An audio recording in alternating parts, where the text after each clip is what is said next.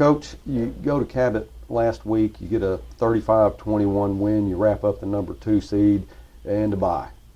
Yeah, it's good win for us. Knew it was going to be a tough physical football game, and it was. Maybe one of the most physical of the year. And so, I think I told you I wasn't concerned. We didn't have bad practices last week, but they were just very emotionless. They just kind of quiet, so I knew the North Little Rock took something out of them, but it took us a series or two to get going. But once we did, I was very pleased with the way they played. I mean, that's the thing about this group, that really the only time I can think of that they didn't play just hard the entire football game was Little Rock Catholic, but besides that, they've shown up every week, and that's what you have to do. You don't have to get real high. You just can't get real low. Just stay deep. I call it a businessman type approach. Well, Coach, that's exactly what it looked like too, because when you think about trap games, that's probably one that'll fit into that category, because you're coming off a tough loss against the number 1 team in the state, and then you get the following week after Cabot, you got a rival game. So this one's kind of stuck in there in the middle, and it's on the road, and they're a good football team. They got a great player in Jared Barnes, so you think, well, I hope we don't come out flat, and then we kick off and they go on a 7-minute drive, and it's just methodical all the way to the end zone. Yeah, that gets you a little worried, especially when they put the big guy that's been playing nose guard all year at fullback, and they just start hammering you with it. And that's a load. I mean, he's bigger than any kid we got on our defense, and so it took them a little bit to figure out, hey, I can't tackle this guy up high. We got to get low, but they did. And I mean, I can't say enough about our kids on defense, the way they've played all year. And Friday night they got us 4 turnovers. I mean, just they really only gave up 14 points, and you can go back and say the other 7 was off of a kickoff return that went down down to the 20. But what I try to preach to them and Coach Curry is, it don't matter where they get the football. They get it on the 1, your job is to go out there and stop them. And we did that for most of the night. And so, I'm just proud of the way they've played. And offensively, we've gotten better the last couple of weeks. So, it's one of those deals where you see us. To me, a good football team is one that continues to improve. They want to practice every week.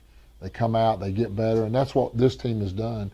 2 years ago, when we were 9-3, we kind of peaked week 4, week 5, and we just kind of stayed the same, and we never got better. But this group here, I can't say that about. They get better every time we come out. Well, Coach, the thing that you and I talked about in the very beginning was playing from behind. Can you figure out a way to win if things aren't going right, and then you have Cabot go on that 7-minute drive, score? Now you got to get the offense fired up. We got to answer. And they do. They have some big plays. Trey goes on a big run, gets knocked out of bounds, and or I think that was before the interference call. But you throw a pass, and it looks like there is some contact, but not much. They throw the flag, and you think, man, we're going to get a call here, and lo and behold, it goes against us. It's an offensive interference, and you think, here we go again.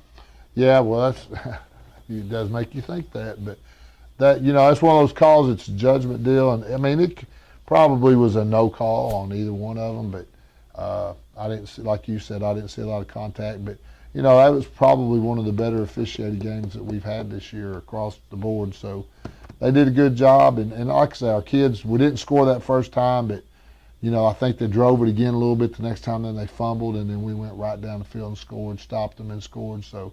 Got it going, and Trey gives you that chance every time. He's a phenomenal athlete. Well, he is, Coach. He does a great job. It doesn't matter where he is on the field, returning kicks, playing quarterback, defensive back. He's just a great talent, and he's exciting to watch. And he did a super job Friday night. We had a big game from Hunter Pendleton too, Coach. He has 115 yards, 2 touchdowns. Trey had 100-plus yards. Offensively, we just had a good night. Yeah, Hunter Pendleton, you look at him, and I know other people sit there and go, oh, look at this little bit. He's a tough little dude, and he runs the ball hard.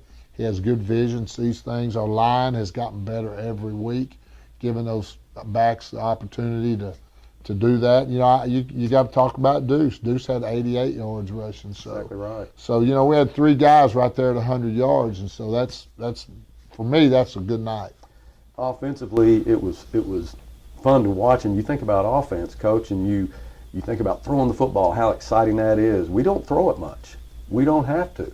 We're running the football. We're successful at it. You can throw it if you need to throw it. You have the players that can catch footballs if they need to. But watching that football team Friday night just grind out yards, and then if they had to do it in a hurry, running what you call your NASCAR offense, they can get it done.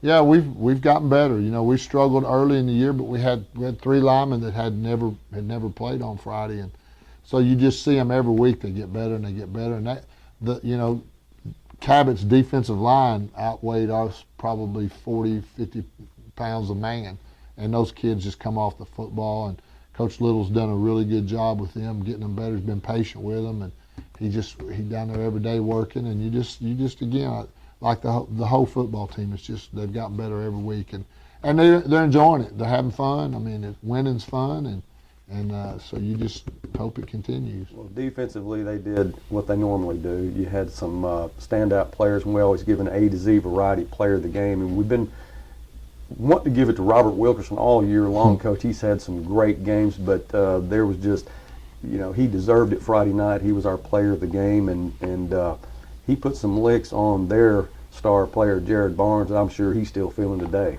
Yeah, Robert has had a great year. I can't say he's a great kid.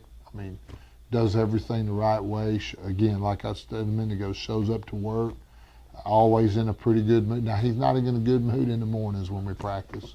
He's not a morning guy, but, just one of those guys that, we're so fortunate to have him, and glad he moved back. He moved away to New Hampshire and as a junior and came back, and so we're tickled to death he's here, and just a good talent, and helps us on offense too. Does his role there, so very unselfish young man who wants to win.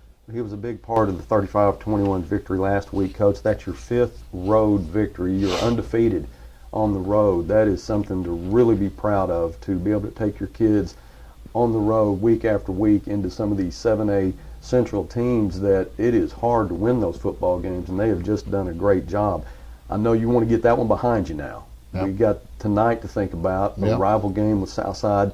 There's a lot you could talk about with the streaks and their year that they're having and stuff like that. But, Coach, you really just have to throw that all out. That's right. I mean, I grew up here, and just like you, played in that game. And, I'm not going to tell you that you say every game is as important, and they are. They all count. They all count the same. When it's said and done, this is 1 loss or 1 win.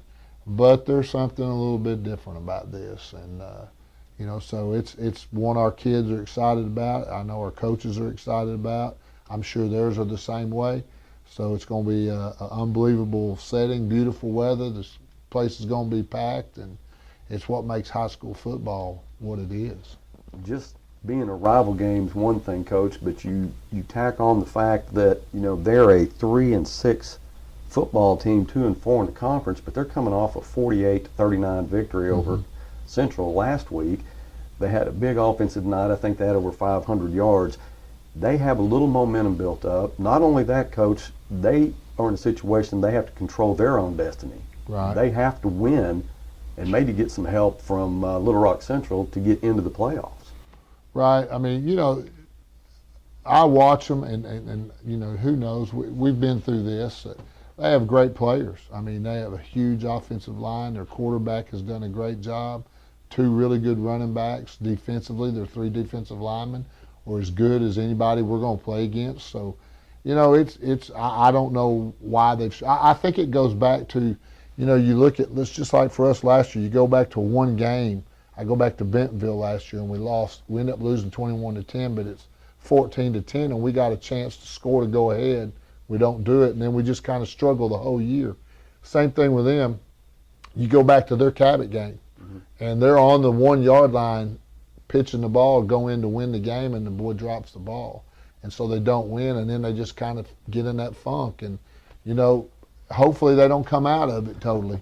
But, I in no way do I expect anything but a full-fledged war and get after it for 4 quarters.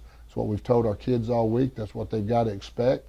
And, if we'll do our job and play hard and don't, the thing that's hurt us the last few years is we've had a player or players do the dumb things that get you 15-yard penalties in the wrong situation. Last year we got one on the 2-yard line going in to score. Instead of scoring, we backed up to second down and goal from the 19.